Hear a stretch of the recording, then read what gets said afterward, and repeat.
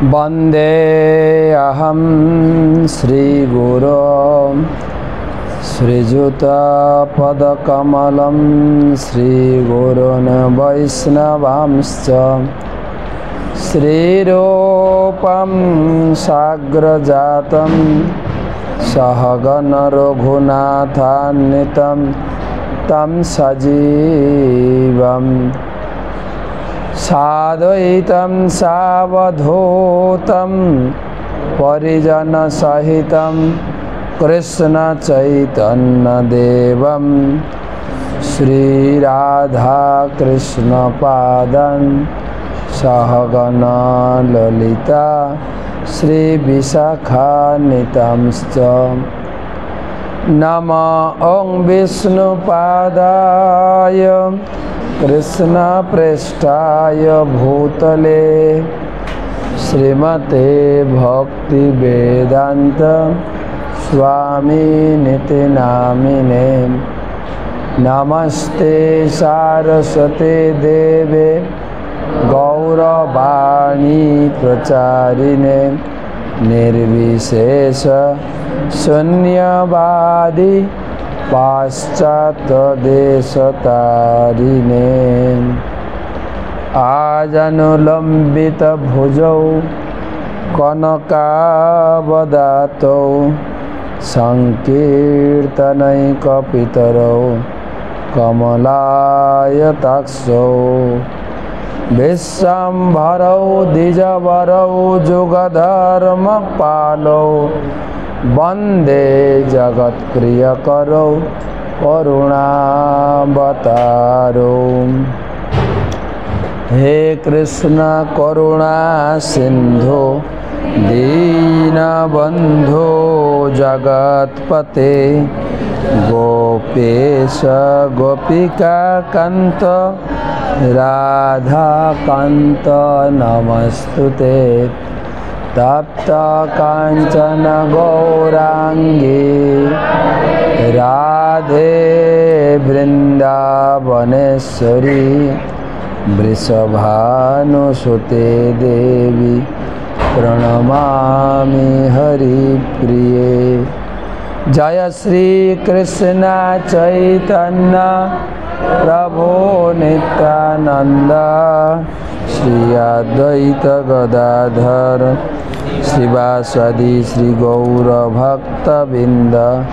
हरे कृष्ण कृष्ण कृष्ण हरे हरे हरे राम राम राम हरे हरे। ओम नमो भगवते वासुदेवाय ओम नमो भगवते वासुदेवाय ओम नमो भगवते वासुदेवाय। नारायणं नमस्कृत्य नरं चैव नरोत्तमं देवीं सरस्वतीं व्यासं ततो जयम् उदीरयेत्। तमादिदेवं करुणानिधानं तमालवर्णं सुहितावतारम् अपार संसार समुद्र सेतुं भजामहे भागवत स्वरूपम। ग्रंथराज श्रीमद् भागवतम चतुर्थ स्कंधेर आज के नतून अध्याय सप्तविंशति अध्याय प्रथम क्लास आलोचना प्रसंग कालकन्यार उपाख्यान जे प्रसंग राजा पुरंजनेर उपाख्यान चलছে সেই प्रसंग ধারাবাহিক আলোচনা চলছে এখনো 27, 28, 29 অধ্যায় পর্যন্ত চলে। সেই প্রসঙ্গে আজকে 877তম ভাগবত রসমাদ্রি সেমিনার। জানি না আগের ক্লাসটা 976 লেখা আছে, ওটা 876 হবে। এই যে 877তম ক্লাস। তো ক্লাসে উপস্থিত সমস্ত ভক্তমণ্ডলী, মমতাময়ী মাতৃমণ্ডলী সকলকে জানাই কৃষ্ণপ্রীতি শুভেচ্ছা এবং অভিনন্দন। গুরুপাদ পদ্মে প্রণাম নিবেদন করে তার অহেতুকী কৃপা আশীর্বাদ প্রার্থনা করি। নম ওং বিষ্ণুপাদায় কৃষ্ণ পৃষ্ঠায় ভূতলে শ্রীমতে জয় পতাকা স্বামী নীতি নামিনে। নম আচার্য পাদায় নিতাই কৃপা প্রদায়িনে গৌর কথা ধামদায় নগর গ্রাম তারিণে। ভাগবত মাহাত্ম, নতুন ভাগবত মাহাত্ম আপনারা পেয়েছেন আজকে। অন্তকালে তু যে নৈব শ্রূয়তে শুকশাস্ত্র বাক প্রীত্যা তস্যৈব বৈকুণ্ঠম গোবিন্দ অপি প্রযচ্ছতি। জীবনের অন্তিম মুহূর্তে যিনি ভাগবতমের শ্লোক শ্রবণ করতে করতে দেহত্যাগ করবেন, বৈকুণ্ঠপতি নারায়ণ তার উপরে খুবই সন্তুষ্ট হবেন এবং তাকে বৈকুণ্ঠ লোকে নিয়ে যাবেন। তো ভাগবতম পাঠ ডেলি করবেন, অভ্যাস থাকবে এবং জীবনের অন্তিম সময়েও আমার মৃত্যুর সময় যেন কেউ কান্না না করে, কি করবে? ভাগবত পাঠ করবে। ভাগবত পাঠ শুনতে শুনতে ভাগবত ধামে চলে যাবে। তা আলোচনা প্রসঙ্গ সপ্তবিংশতি অধ্যায়ের পুরঞ্জনের নগরীতে চণ্ডবেগের আক্রমণ, কালকন্যার উপাখ্যান।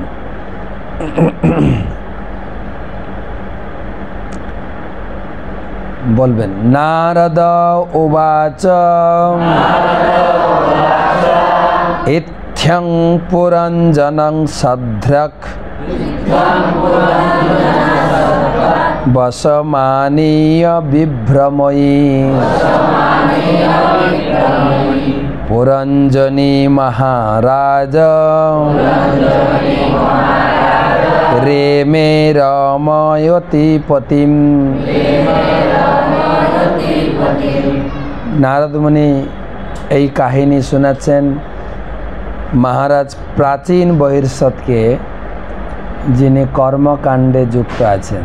সাধারণ বেশিরভাগ লোক এই দুনিয়াতে কর্মকাণ্ডেই ফেঁসে যায়। ধর্মকর্ম করব, একটু সুখ সুবিধা পাবো, কিন্তু সম্পূর্ণ পরিত্যাগ করে হরিভজন লোকে করে না।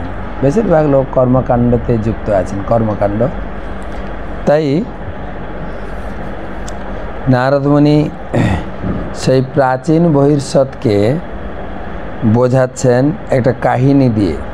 নারদ উবাচ ইত্থং পুরঞ্জনম সদ্রক অসমানীয় বিভ্রময়ী পুরঞ্জনী মহারাজ রেমে রময়তি পতিম। দেবর্ষি নারদ বললেন, হে রাজন, বিভিন্নভাবে তার পতিকে মোহিত করে এবং তাকে বশীভূত করে রাজা পুরঞ্জনের পত্নী সর্বপ্রকারে তার সন্তোষ বিধান করেছিলেন, তার সঙ্গে মৈথুন সুখ উপভোগ করেছিলেন। অনেক বড় তাৎপর্য প্রভুপাদ দিয়েছে। বনে শিকার করার পর রাজা পুরঞ্জন গৃহে প্রত্যাবর্তন করেছিলেন এবং স্নান করে উপাদেয় খাদ্য আহার করে তার শ্রম উপোষণ করার পর তিনি তার পত্নীর অন্বেষণ করেছিলেন। তিনি যখন দেখলেন যে তার পত্নী অবহেলিতার মতো বিনা শয্যায় অবিনস্ত বসকে ভূমিতে শয়ন করে রয়েছেন, তখন তিনি অত্যন্ত দুঃখিত হয়েছিলেন। তিনি তখন তার প্রতি আকৃষ্ট হয়ে তার সঙ্গসুখ উপভোগ করতে শুরু করেছিলেন। জীব এইভাবে জড়জগতে পাপ কর্মে লিপ্ত হয়। জীবের পাপ কর্মকে রাজা পুরঞ্জনের বনে শিকারের সঙ্গে তুলনা করা হয়েছে। তো এটা একটা কাহিনী বোঝানো হচ্ছে।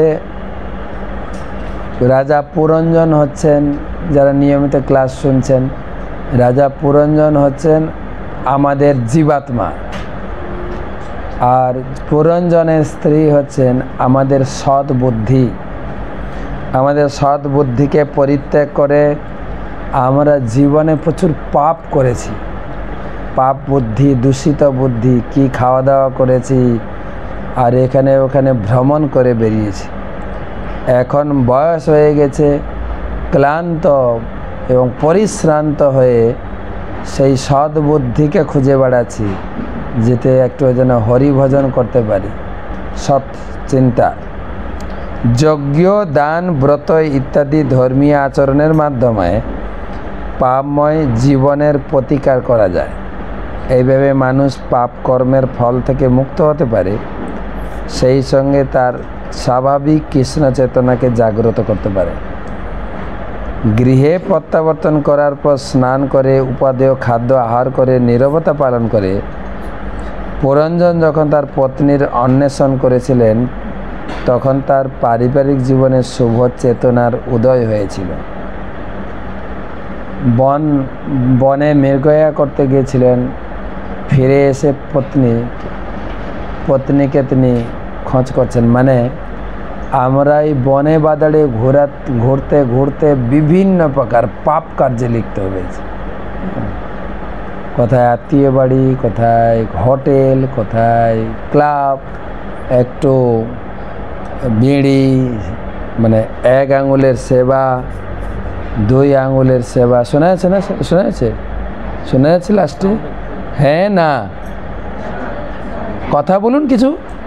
হ্যাঁ, শোনা যাচ্ছে? হ্যাঁ না, শুধু প্রভু শুনতে পাচ্ছেন না, এখানে বলছেন। আমরা কি না ভোগ করেছি।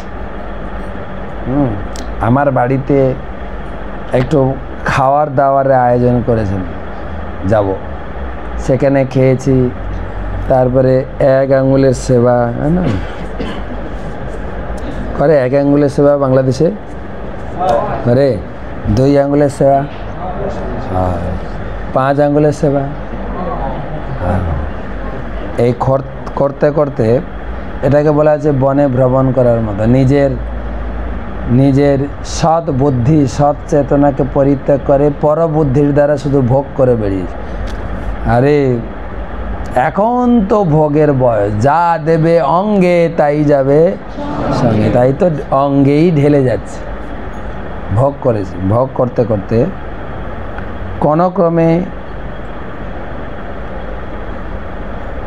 শুদ্ধ ভক্ত বা সদ্গুরুর কৃপায় সৎ বুদ্ধির উদয় হয়েছে, শুদ্ধ চেতনা। আমি যেন ঘরে ফিরলাম, শান্তি, ভগবানের সামনে বসে হরি নাম করা এবং ভগবানের সামনে এসে কীর্তন করা, শান্তি খুঁজে পাচ্ছি। জীবনের একটা নবীনতা, নতুন, এগুলো জানতাম না, নবীনতা না, কীর্তন করা, যে ভগবানের সামনে গেলে একটু আরতি করতে হয়, প্রণাম করতে হয়, এগুলো তো আমাদের জানা ছিল না, কেউ শেখায়নি, শুধু এরকম কথা। এখন দেখছি ঠাকুর দেখলে সবাই শুয়ে পড়ে। আমি যখন প্রথম মন্দিরে আসি, প্রথম দিন আমাকে মন্দিরে নিয়ে গেছে, আমি এসছি দুপুরের দিকে, মন্দির জানতাম না, এখানে এসছি, থাকবো, অফিসে দেখা করেছি, বলছি ঠিক আছে থেকে যান। তো সন্ধ্যার সময় সন্ধ্যা আরতি নিয়ে গেছেন, প্রভুপাদ বসে আছেন, জানতাম না। তা দেখলাম সবাই শুয়ে পড়লো, আমিও শুয়ে পড়লাম। তা দেখছে উঠেছে কিনা, 2-1 জন উঠছে, তখন উঠলাম।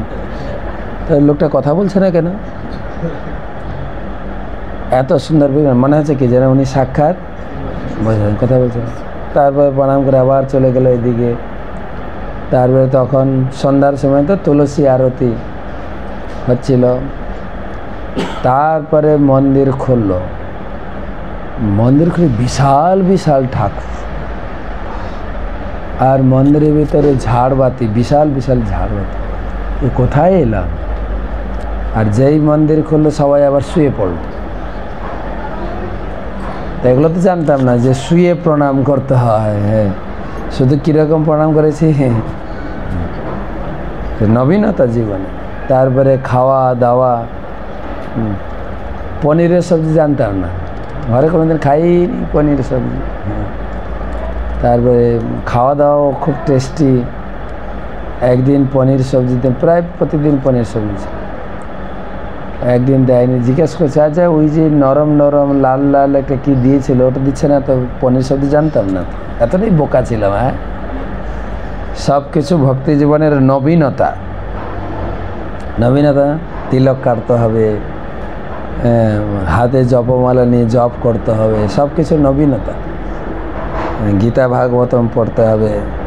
তারপরে খাওয়ার আগে কত বড় মন্ত্র বলতে হবে। প্লেটে সব দেওয়া আছে, খাওয়া যাচ্ছে না, মন্ত্র বলতে। কি মন্ত্র? মহাপ্রসাদের মন্ত্র মানে হচ্ছে কৃতজ্ঞতা জানানো ভগবান। আমাদের একজন মহারাজ ছিলেন, মুকুন্দ মহারাজ, প্রভুপাদের শিষ্য, বিদেশি। তো উনি ওই বিদেশে প্রথম থেকেই বফে পরিবেশন, বফে বলছেন দাঁড়িয়ে দাঁড়িয়ে নিতে হবে, দাঁড়িয়ে দাঁড়িয়ে খেতে হবে।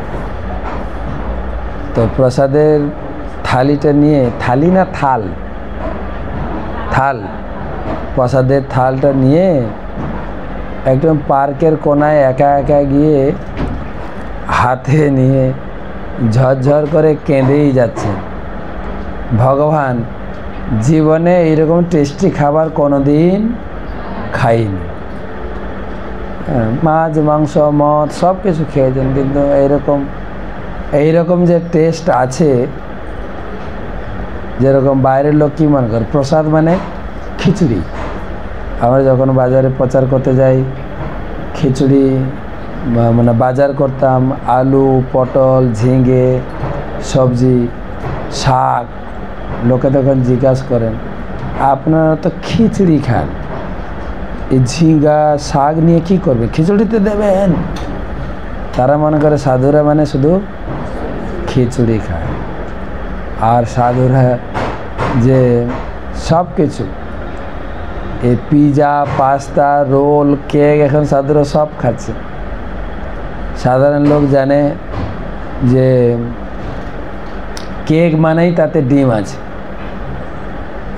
আমাদের বেকারিতে কেক দেখলেই লোকে প্রশ্ন করে আপনারা তো আমিষ খান না, কেক খান কি করে? তারা মনে করে কেক মানে তাতে ডিম থাকবে না। সব কিছু নিরামিষ ভগবানকে নিবেদন করা যায়, সব কিছু নিরামিষ। এবং দেখা যাচ্ছে আমরা ভক্ত হওয়ার আগে যা খাইনি তার থেকে বেশি খাচ্ছি না। হ্যাঁ, তো সেই জন্য নবীনতা লাভ করে। পুরঞ্জন পক্ষান্তরে বলা যায় বেদবিহিত সুনিয়ন্ত্রিত পারিবারিক জীবন দায়িত্বহীন পাপপূর্ণ জীবন থেকে অনেক ভালো। গৃহস্থ হতে মানা করেননি, এখানে প্রভুপাদ বলছেন সুনিয়ন্ত্রিত পারমার্থিক জীবন পাপ জীবন থেকে অনেক ভালো। পতি এবং পত্নী যদি কৃষ্ণ ভাবনাময়ে যুক্ত হয়ে শান্তিপূর্ণভাবে একত্রে বাস করে তাহলে খুবই ভালো। কিন্তু পতি যদি তার পত্নীর প্রতি আসক্ত হয়ে কর্তব্য বিস্মৃত হয় তাহলে সে আবার জড় জগতের বন্ধনে জড়িয়ে পড়বে। পতি পত্নী দুজন, আমাদের কেন্দ্রবিন্দু হচ্ছে কৃষ্ণ। কৃষ্ণের সংসার করো ছাড়ি অনাচার। একজন কৃষ্ণের দাস আর একজন কৃষ্ণের দাসী, উভয়কে কৃষ্ণ ভক্তিতে সহযোগিতা করবেন। এবং আমাদের মায়েদের কি বলা হয়? ধর্মপত্নী, বা আরেকটা ভাষা বলে সহধর্মিনী, ধর্মে সহযোগিতা করবে। আমার ইন্দ্র তৃপ্তি ভোগে সহযোগিতা করবে না। কি গো ভালো মন্দ রান্না করো নাই কেন? না, খেতে ইচ্ছা হলেও বলবে ভগবানকে ভালো মন্দ ভোগ দিতে হবে, নিজে খাবে বলবে না, একটু ঘুরিয়ে কথা বলতে হবে। আজকে একটু ভগবানকে ভালো একটু ভোগ লাগাইও না। হ্যাঁ, ভগবান খেয়ে নেননি, খাবে কে? হ্যাঁ, ব্যাস অসুবিধা কথা চেঞ্জ, কথাকে একটু ঘুরিয়ে বলতে হবে। হ্যাঁ, কথাকে একটু ভালো ভাষা দিয়ে বর্ণনা করতে হবে। তাই বলছেন যদি দুজন দুজনের প্রতি আসক্ত হয়ে যায় তাহলে কিন্তু সেই জীবন কিন্তু খুব বিপদ হয়ে যাবে। আবার স্ত্রী যদি পুরুষের প্রতি আসক্ত হয় সে পরের জীবনে পুরুষ হয়ে জন্মাবে, পুরুষ যদি স্ত্রীর প্রতি আসক্ত হয় সে স্ত্রী হয়ে জন্মাবে। তবে সে মানুষ হবে কিনা ঠিক নেই, কেননা যেরকম কর্ম সেরকম সে জন্ম পাবে। তাই রূপ গোস্বামী পাদ উপদেশ দিয়েছেন অনাসক্তস্য বিষয়ান, অনাসক্তস্য বিষয়ান যদার্হম উপজন। অনাসক্ত মানে আমার এই ঘর বাড়ি বিষয় সম্পত্তি পরিবার আমার নয়, কার? গোবিন্দের। গোবিন্দের গৃহে আমার যা কর্তব্য রয়েছে, অতন্ত্র প্রহরী আমি গোবিন্দের গৃহে, গোবিন্দের যত সেবক আছেন, ছেলে মেয়ে স্ত্রী আত্মীয় পরিবার, তাদের আমার কর্তব্যবোধে তাদের সেবা করব। আর পত্নীরও কর্তব্য থাকবে আমার বাড়ির পরিবারের স্বামী সকলের সেবা শুশ্রূষা করা, দেখাশোনা করা। কিন্তু মালিককে, ঘরের মালিক কৃষ্ণের সংসার। কার সংসার? আমার সংসার না, গোবিন্দের সরকার, গোবিন্দের সংসার। কিন্তু কিছু লোক আবার এটার সুযোগ নিয়ে বলে আমার তো কিছু নাই, সব গোবিন্দের। হ্যাঁ, বলেন লোকে আমার তো কিছুই নেই। এটা আবার আরেকটা 3 নম্বর হাত। তাহলে আপনার কাগজপত্র দিয়ে দেন, ব্যাংকে পাসবুকটা দিয়ে দেন, এটিএম কার্ড নাম্বারটা, পিন নাম্বারটা দিয়ে দেন। না, ওইটা দেওয়া যাবে। এমনি মুখে বলে দেখি আমার তো কিছু না, সব গোবিন্দের। তা দেখা গেল পুরো বাড়িটাই ওনার। এটা বেডরুম, এটা মিটিং রুম, এটা পড়ার রুম, এটা কিচেন রুম, এটা হল রুম। ঠাকুরের জন্য এইটুকু, ঠাকুরের জন্য কত বড় ঘর করে লোকে, এইটুকু ঘর, এইটুকু থাল আর এইটুকু খাট, ঠাকুর এই খাটে শুকোয়। হ্যাঁ, আর আমার জন্য পালঙ্ক থাকবে, এসি থাকবে, কয়েকটা ফ্যান, একটা দুটো ফ্যান হবে না, আবার স্ট্যান্ড ফ্যান লাগবে। হ্যাঁ, হাওয়া লাগছে না গো, আরেকটু ফ্যান কেন না। ঠাকুরের জন্য কে চিন্তা করে? কিন্তু বলে গোবিন্দ নিবাস, আমার ঘরের নাম হচ্ছে, আমার তো কিছুই না। এটা আরেকটা অজুহাত কিনা? তো ঠিক আছে, তুমি তো অজুহাত দিয়ে বলছো, কিন্তু একটা সময় আসবে এই বাড়ি আমার তোমার কাছ থেকে আমি কেড়ে নেব। তোমার নামে থাকলেও এই বাড়ি, এই ভূমি এখানেই থাকবে, তোমাকে চলে যেতে হবে। তো সেই জন্য অজুহাত আবার ইউজ করলে হবে না। মৈথুন সুখের প্রতি আসক্ত না হয়ে পতি এবং পত্নী পারমার্থিক উন্নতি সাধনের জন্য একত্র বসবাস করতে পারে। পতির কর্তব্য হচ্ছে ভগবত ভক্তিতে যুক্ত হওয়া এবং পত্নীর কর্তব্য হচ্ছে বৈদিক নির্দেশ অনুসারে পতিব্রতা ও ধর্মপরায়ণ হওয়া। এই ভাগবত মে এইরকম পতি পত্নীর অনেক সংসার রয়েছে এবং মহাপ্রভুও তিনি বলে গেছেন যে সংসারী মানে যে একদম আসক্ত হয়ে জড়িয়ে গেছে এরকম না। তিনি বললেন 4টি আশ্রম আছে, ব্রহ্মচর্য, গার্হস্থ, বানপ্রস্থ আর সন্ন্যাস। কিন্তু কোন আশ্রম বড়? হ্যাঁ, কেউ বলবে সন্ন্যাস আশ্রম। সন্ন্যাস হচ্ছেন বর্ণের উচ্চ, দেখলেই প্রণাম করতে হবে। মহাপ্রভু বলেন না না, মহাপ্রভু গেলেন ভাগবত কথা শুনতে। কার কাছে? রায় রামানন্দের কাছে। পড়ো তুমি সাধ্যের নির্ণয়। গতকালকের ক্লাস যারা শুনেছেন, সন্ধ্যার সময় চৈতন্য সুধা মাধুরীতে আমি আলোচনা করেছি। তো গৃহস্থের কাছে বসে সন্ন্যাসী ক্লাস শুনেছেন, তত্ত্বকথা শুনেছেন। মহাপ্রভু প্রশ্ন করেছেন, রামানন্দ রায় শাস্ত্রের বিভিন্ন কথা, শাস্ত্রের বিভিন্ন শ্লোক উদ্ধৃতি দিয়ে উত্তর দিয়েছে। তো সেই জন্য বলা হয় যেই ভজে সেই বড়, যে ভজে সে বড়, অভক্তহীন ছাড়। যে ভজে, সে গৃহস্থ হোক, ব্রহ্মচারী হোক, সন্ন্যাসী হোক, ভজন যে করবে সেই হচ্ছে বড়। তাই আমার গুরুদেব গুরু মহারাজ প্রায় ক্লাসে বলছেন, প্রভুপাদ চেয়েছেন আমার গৃহস্থরা, ইস্কনের গৃহস্থরা পরমহংস হবে। বলছেন অনেক ক্লাস, লাস্টে এই বছর লকডাউন থেকে এখনো পর্যন্ত যত ক্লাস দিয়েছেন সব ক্লাসে একই কথাই বলেছেন, আমার গৃহস্থরা পরমহংস হবে। তারা পতিপত্নী মিলে ভগবানের সেবা, ভগবানের প্রচার এবং ভগবানের নামে মগ্ন হয়ে তারা পরমহংস স্তরে, শুধু তাই না গৃহস্থালির কাজে যুক্ত থাকবে এবং সেই সঙ্গে তাদেরকে চিন্তা করতে হবে গর্ভাধান সংস্কারের মাধ্যমে তারা যেন বাড়িতে ভক্তি সিদ্ধান্ত সরস্বতী ঠাকুরের মতো আচার্য সন্তান জন্ম দেবে। আচার্য সন্তান। ভক্তবিনোদ ঠাকুর পাক্কা গৃহস্থ ছিলেন, দুইটা স্ত্রী ছিল এবং তার ছিল 12টা না 13 জন ছেলে মেয়ে মাত্র।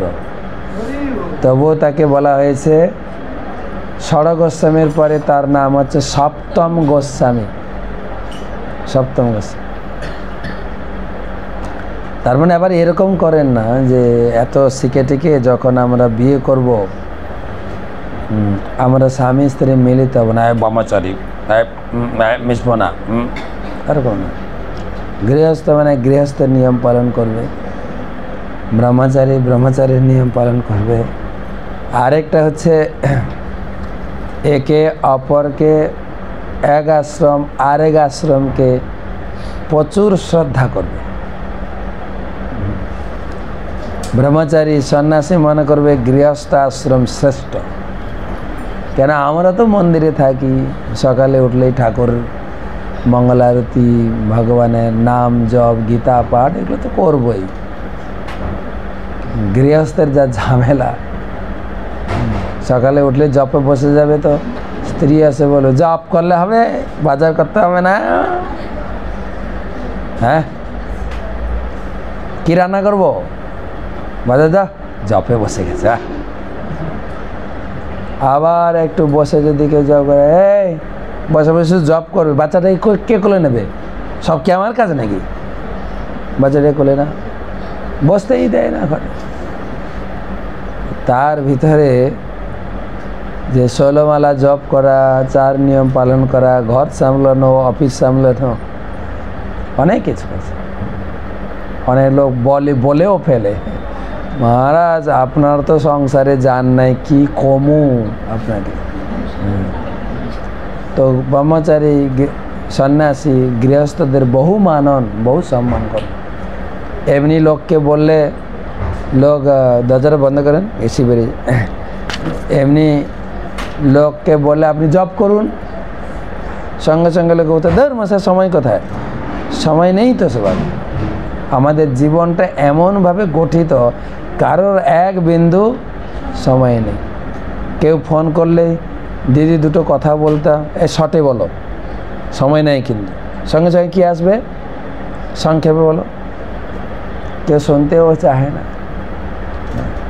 কেউ শুনতে চায় না।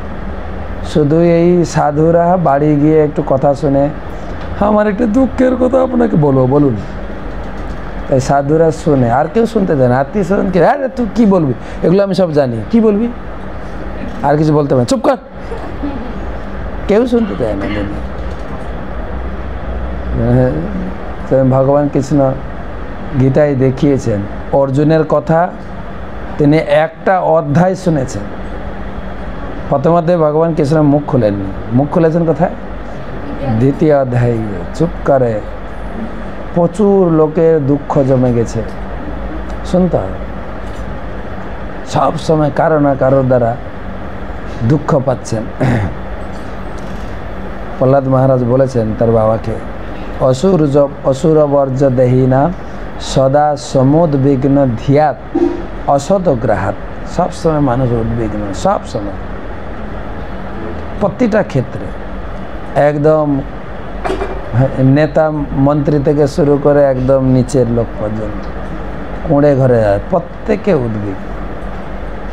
তো এই ব্রহ্মচারী সন্ন্যাসীরা তাদের সম্মান করবেন যে এর ভিতরেও আপনি সংসার সামলাচ্ছেন, অফিস সামলাচ্ছেন, ব্যবসা সামলাচ্ছেন, ছেলে মেয়ে পড়াশোনা করছে, হ্যাঁ, স্বামী স্ত্রীর ঝগড়াঝাটিও সামলাচ্ছে।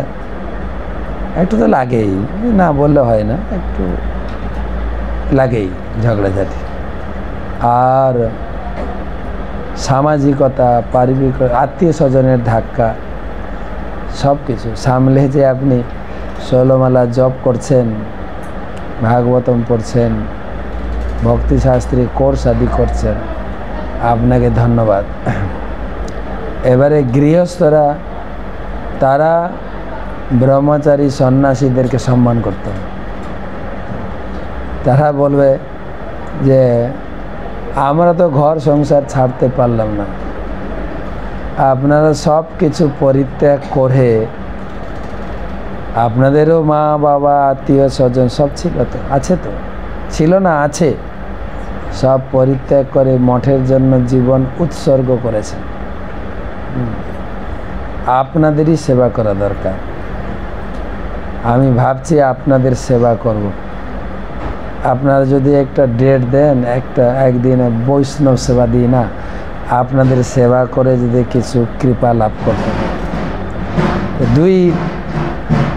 দুইজন দুইজনকে সম্মান করবে, তখন না ভক্তিতে উন্নত হব। তাই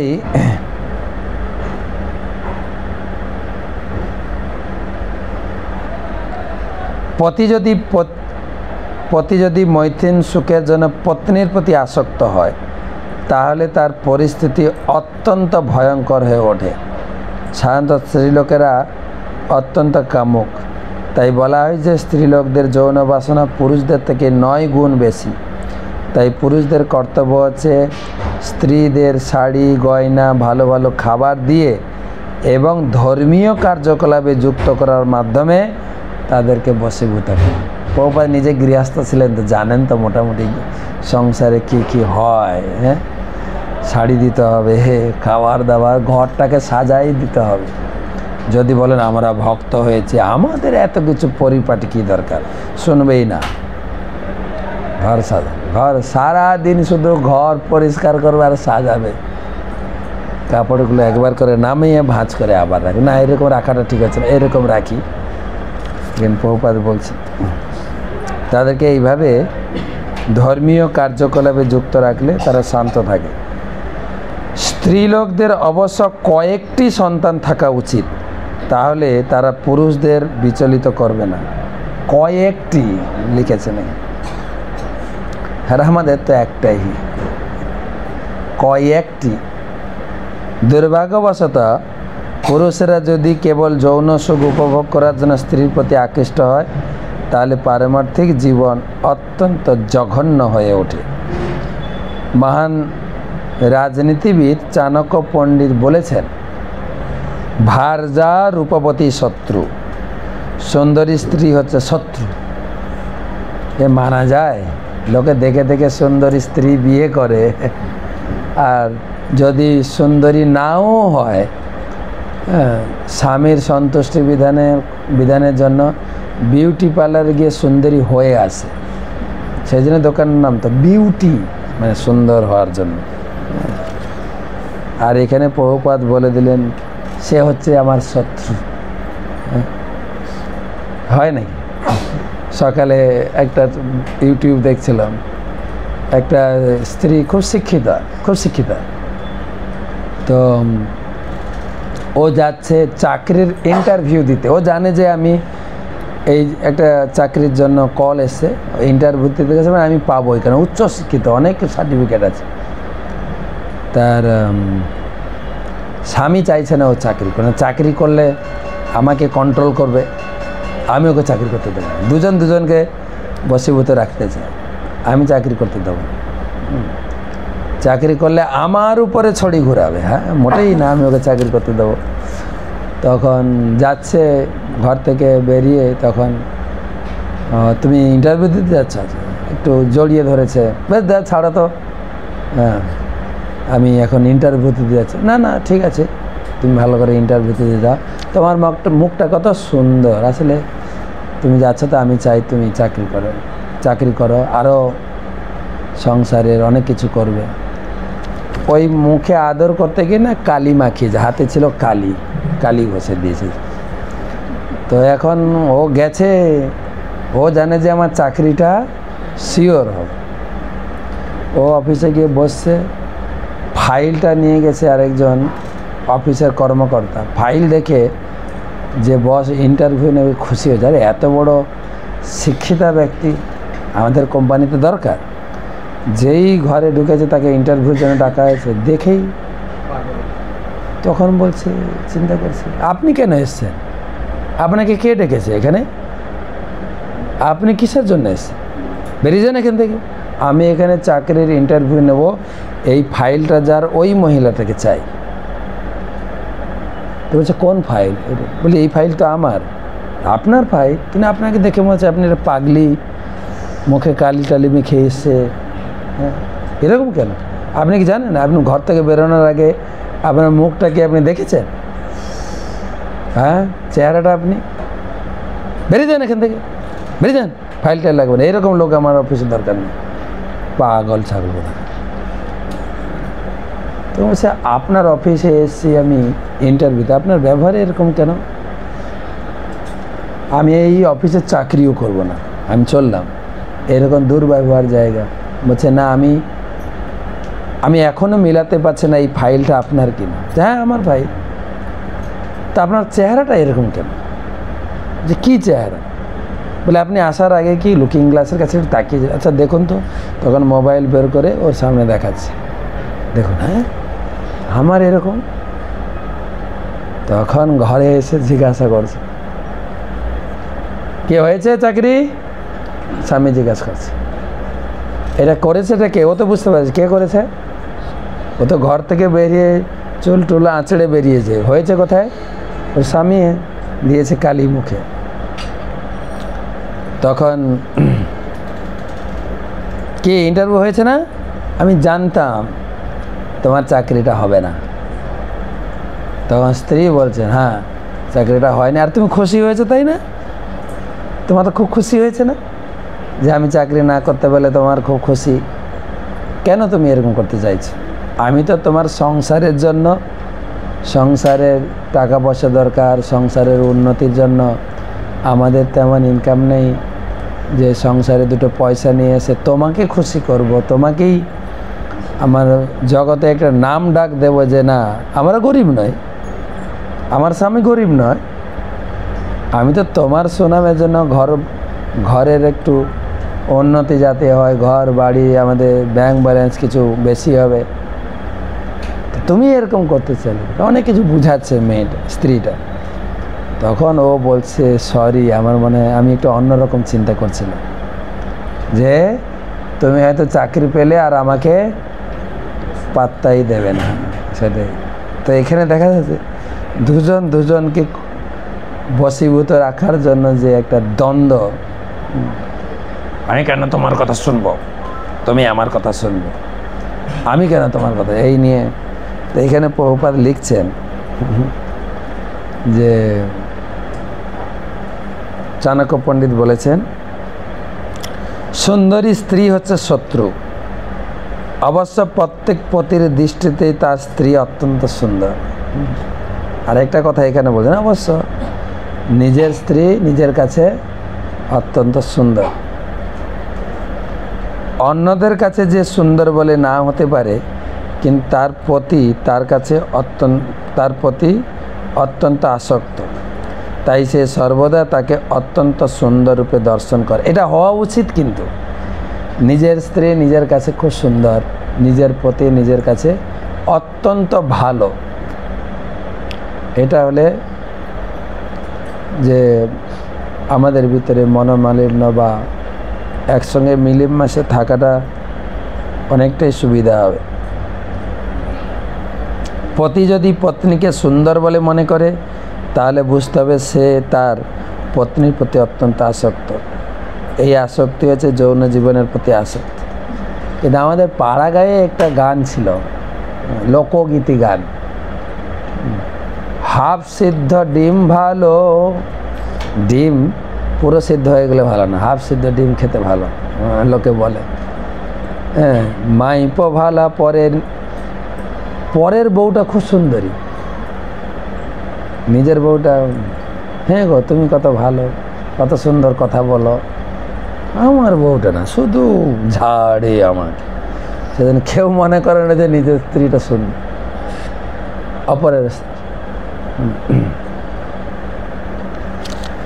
আধখাঁড়িয়া গান ভালো, গানের পুরো গানটা ভালো লাগে না, গানের একটা পথ একটা একটা একটা লাইন ভালো লাগে, পুরো গানটা বোরিং শুনতে শুনতে। আধা গান খুব ভালো। আর ছোঁয়া ভালা নিজের, মানে নিজের সন্তান সবার থেকে ভালো, সন্তান সে ছেলে হোক মেয়ে হোক, তার মতো ভালো ছেলে মেয়ে আর দুনিয়াতে কেউ নেই।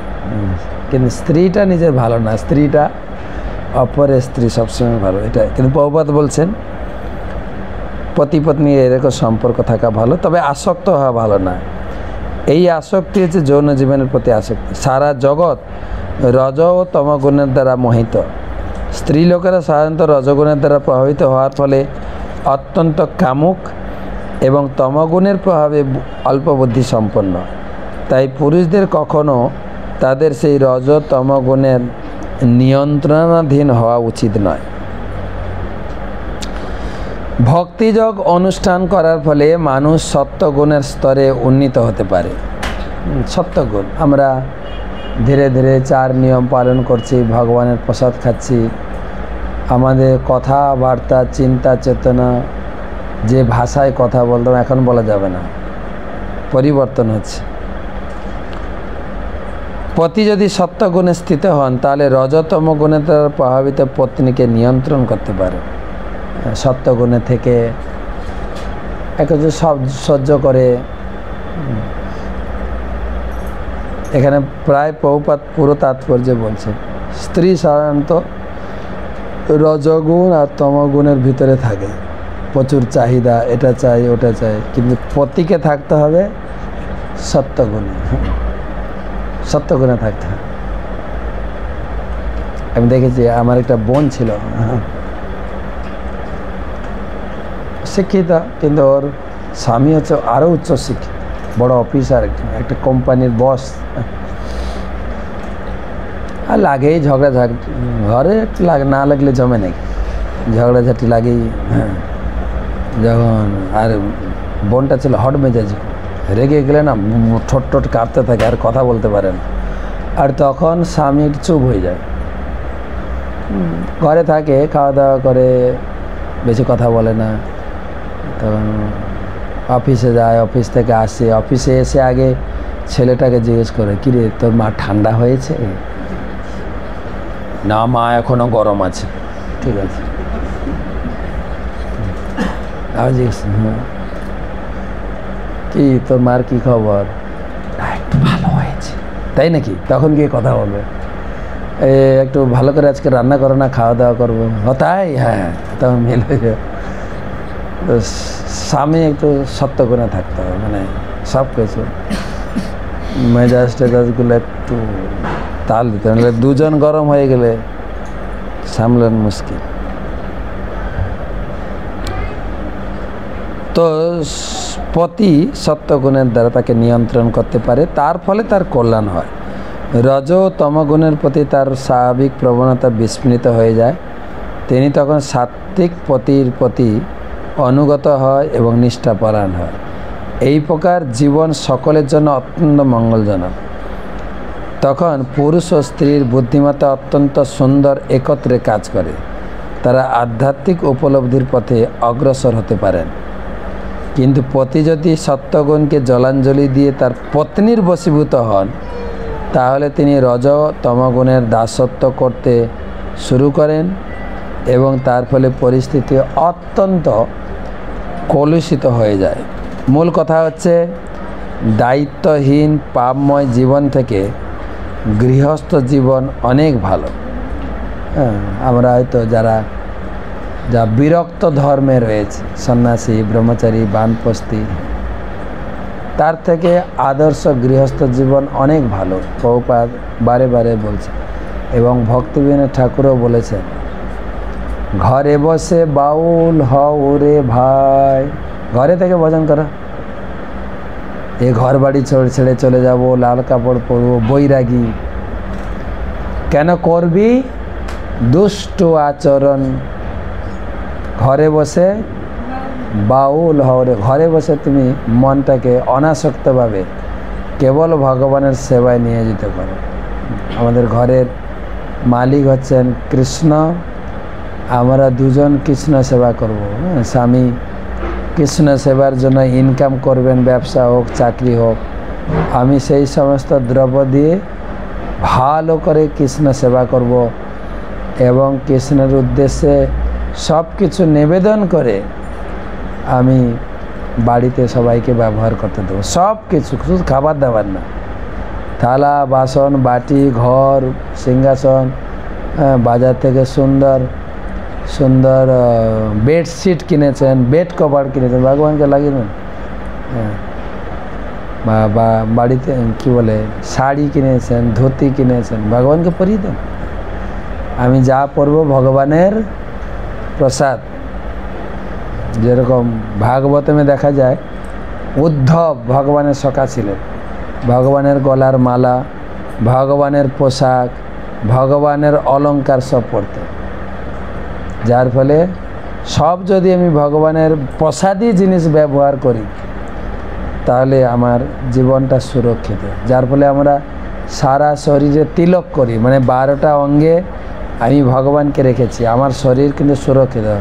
এদিক দিয়ে মারতে এলে এখানে আছেন না ত্রিবিক্রম মধুসূদন আছে, আটকাবেন কিন্তু। হ্যাঁ হ্যাঁ হ্যাঁ, মাথায় মারতে এলে কে আটকাবে?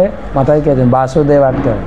একদম তিলক করতে করতে মন্ত্র, মানে আমার শরীরটা আমি ভগবানের চরণে অর্পণ করে দিয়েছি। তিলক মানে তো তুলসী পাতার মতো না, ভগবানের চরণে অর্পণ করে দিয়েছি। এইরকম তাহলে গৃহস্থ জীবন। আর না হয় আমাদের জগতে দেখা যায় কিছু সহজিয়া লোক ঘর বাড়ি ত্যাগ করে চলে গেছেন, আমি বৈরাগী, আমি পরিবারে থাকবো না, গিয়ে লাল কাপড় পরে ফেলেছে। আবার কয়েকজন বিধবা নারীকে নিয়ে ঘুরছেন, তারাও লাল কাপড় পরেছে। তারাও কে? এরা আমার সেবাদাসী, আমার সেবাদাসী। তো সেই জন্য বলছেন, মাইক চলছিল, আদর্শ গৃহস্থ জীবন অনেক ভালো পাপময় জীবন থেকে। তাহলে পুনরায় বৈষয়িক জীবন প্রবল হয়ে ওঠে। গৃহস্থ জীবনে যদি পতি যদি পত্নীর অধীন হয় তাহলে তার পুনরায় বৈষয়িক জীবন প্রবল হয়ে ওঠে। এইভাবে মানুষের জড়বন্ধন দৃঢ়তর হয়ে ওঠে। তাই বৈদিক পন্থায় এক বিশেষ বয়সে পুরুষদের সংসার জীবন ত্যাগ করে বানপ্রস্থ আশ্রম গ্রহণ করার উপদেশ দেওয়া হয়েছে। এগুলো আমরা ছোটোবেলায় কিছু কিছু শিখতাম। যখন আমরা নতুন ক্লাসে উঠতাম, পঞ্চম ক্লাস থেকে ষষ্ঠ ক্লাস, তখন নতুন বই, নতুন খাতা আনা হতো তো, নাকি না পুরানো খাতাগুলো আবার। তখন নতুন খাতা মা সুন্দর করে মলাট করে দিতেন, বাঁধাই করে দিতেন, দিয়ে প্রথমে লিখতে হতো খাতাতে, প্রথমে ঠাকুরের নাম লিখতে হবে, শ্রী শ্রী হরি লেখো, তারপরে লেখা শুরু করবে। সব কিছু ভগবানকে নিবেদন করে। আর ভগবানকে নিবেদন করে খেলে কি হবে? আমার জীবনটা সুরক্ষিত। আমার জীবন ভগবানকে খেয়ে নেন, ভগবানকে দিলে ভগবান নিয়ে নেবেন না, না ভগবান পুরো ফেরত দেন। বলেন, আমি তো সব জায়গায় বলি ভগবান যদি খেয়ে নিতেন তাহলে আমাদের মনে এত ভক্ত হতো না। এমনি নিজে খেতে পাইনি, আবার ভগবান। তাই যা কিছু জামা কাপড় কিনুন, সবজি কিনুন, ফুল কিনুন, তো যা করবেন সবই ভগবানকে নিবেদন করবেন। হ্যাঁ, যেরকম ভক্তবিনোদ ঠাকুর বলেছেন, বিষয়ে যে প্রীতি হবে আছই আমার। বাজারে ভালো ভালো জামা কাপড় দেখলে কি মনে হয়, আমার মেয়েটার জন্য নিয়ে গেলে ভালো হতো না? হ্যাঁ, ভালো ফল দেখলে, আমার মেয়েটা না এই লিচু খেতে খুব পছন্দ করে, দাদা লিচু কত করে গো? এই যে যা দেখি আমার সংসারের জন্য, আমার ছেলের জন্য, আমার মেয়ের জন্য, আমার স্বামীর জন্য, আমার স্ত্রী, হ্যাঁ, ঝিঙে পোস্ত খুব ভালো করে আমার স্ত্রী, একটু ঝিঙে নিয়ে যাই না। এই যে যা দেখি সংসারের জন্য মনে হয়, কিন্তু সেই চেতনাটা একটু চেঞ্জ করতে হবে। যা দেখবো কৃষ্ণের জন্য। হ্যাঁ, যদি ভালো আম দেখি, ভালো আম দেখলে কি মনে পড়বে? গোপালের জন্য 1 কিলো আম নিয়ে যাই না? তো এই যে একই জিনিস কিন্তু আগে মনে পড়ে, যেরকম এই বেলা 3টা বেজে গেল, আমার ছেলেটা এখনও স্কুল থেকে ফিরল, তো ও তো 2:30টায় চলে আসে, এখন হয়ে গেছে 3টা, এখনও আসেনি। তার জামা দেখলে, তার জুতো দেখলে খুব মনে পড়ে, বাচ্চাটা এখনও এলো না, এখনও এলো না, এর মনে পড়ে কি না? তো ঠিক সেই রকম এই কৃষ্ণ চেতনাটা ওই রকম। রাস্তায় আম দেখ, কারো বাড়িতে এই শীতের সময় ডালিয়া ফুল হয়েছে, কি সুন্দর ফুল, কি করবেন? কি করবেন? গোবিন্দায় নমঃ, সব গোবিন্দ। হ্যাঁ, দোকানে এত সুন্দর সুন্দর সব ফল সাজানো আছে, পকেটে পয়সা নেই, তো কী করবেন? গোবিন্দ, গোবিন্দকে নিবেদন করে দেন। আর গোবিন্দ তিনি, আর সেই গোবিন্দের প্রসাদ যে দোকান, ওই দোকান থেকে ফল কিনবে, সে কী খাবে? প্রসাদ। ব্যাস, এই করে কৃষ্ণ চেতনাকে বর্ধিত করতে হবে। আর তাহলে আমরা এই সংসারে থাকলেও সংসারের প্রতি বেশি আসক্ত হব না। সব কিছু ভগবানের, ঘর বাড়ি, টাকা পয়সা। যেরকম দেখা যায় আগেকার দিনে গৃহস্থ লোকেরা বাড়িতে সবজি হয়েছে, প্রথম সবজি কোথায় যাবে? ছিল না, আগে ছিল না? হ্যাঁ, প্রথম সবজি, বাগানে আমি ঢেঁড়স চাষ করেছি, প্রথম ঢেঁড়স তুলে কোথায় যাবে? এই ঠাকুরের মন্দিরে দিয়ে আসো। গাইর প্রথম, গাইর বাছুর হয়েছে, প্রথম দুধ দুইছেন, কি করবেন? যে মন্দির থাকুক, শিব মন্দির হোক, কৃষ্ণ মন্দির হোক, শীতলা মন্দির হোক, যা যা মন্দিরে দিয়ে আসো। ছিল না আগে? ছিল কি না? হ্যাঁ, আগেকার লোক জানত। যখন মাঠে ধান উঠবে, প্রথম ধান চাল করে কোথায় যাবে? কি উৎসব বলেন তো? নবান্ন উৎসব হতো না? তো এটাই তো শিখাচ্ছে প্রভুপাদ, এটাই সারা জগৎকে শেখাতে চায় যে তোমার ঘর বাড়ি টাকা পয়সা সব থাকবে, শুধু ভগবানকে কেন্দ্র করে জীবন ধারণ। তো ঠিক আছে, আজকে একটাই শ্লোক পড়লাম। প্রভুপাদ অনেক কথা বলেছেন, রাতও অনেক হয়ে গেছে। তো আজকে আমার বাংলাদেশের এই যাত্রায় শেষ অবস্থান। কালকে যাব, সকালেই দৌড়াবো ভারতে, ভোট দেব। হ্যাঁ, কালকে ভারতের শেষ দফা ভোট, আমার ভোট কলকাতায়, ভোট দেব। কালকে থেকে আবার কলকাতা, মায়াপুর, কয়টা কলকাতা এবং মেদিনীপুরের কয়েকটা জায়গা যাব, তারপরে মায়াপুরে যাব, দেখা হবে। কালকে থেকে ক্লাস পাবেন ভারত থেকে। তো আজকেই বাংলাদেশের শেষ অবস্থান। ভালো লাগলো। বাংলাদেশের অনেক জায়গায় কয়েকটা বিভাগ হলো, ঢাকা বিভাগ, সিলেট বিভাগ আর কুমিল্লা বিভাগ, এটা চট্টগ্রাম বিভাগ। তো মোটামুটি এই কয়টা বিভাগে আমরা ভ্রমণ করলাম। হ্যাঁ, তো গতকাল রাত্রে, আজকে তো এখানেই প্রোগ্রাম ছিল, ইউথ ফোরামের প্রোগ্রাম এবং শেষ শ্রবণ উৎসব ছিল। গতকালকে গেলাম চাঁদপুর জেলায়, একটা প্রোগ্রাম ছিল রামগঞ্জ। তো আমরা এখানে নোয়াখালীতে প্রোগ্রাম করে আমরা রাত্রে গেলাম, পৌঁছালাম রাত্রি 9টা। সেখানে আমরা 2-2.5 ঘন্টা কাটিয়েছি। প্রচুর ভক্ত এসেছিলেন এবং অনেক ভাগবত সেট প্রচার হয়েছে, লাইন দিয়েছেন, ভাগবত সেট নিয়েছেন। তারপর ওখানে প্রোগ্রাম শেষ করে প্রসাদ পেয়ে আবার একটা জায়গায় গেলাম চাটখিল, রাত্রি 12টায় পৌঁছালাম, রাত্রি 12টায়, বা বেশি না। তো 200-250 লোক অপেক্ষা করছিলেন। সেখানে আবার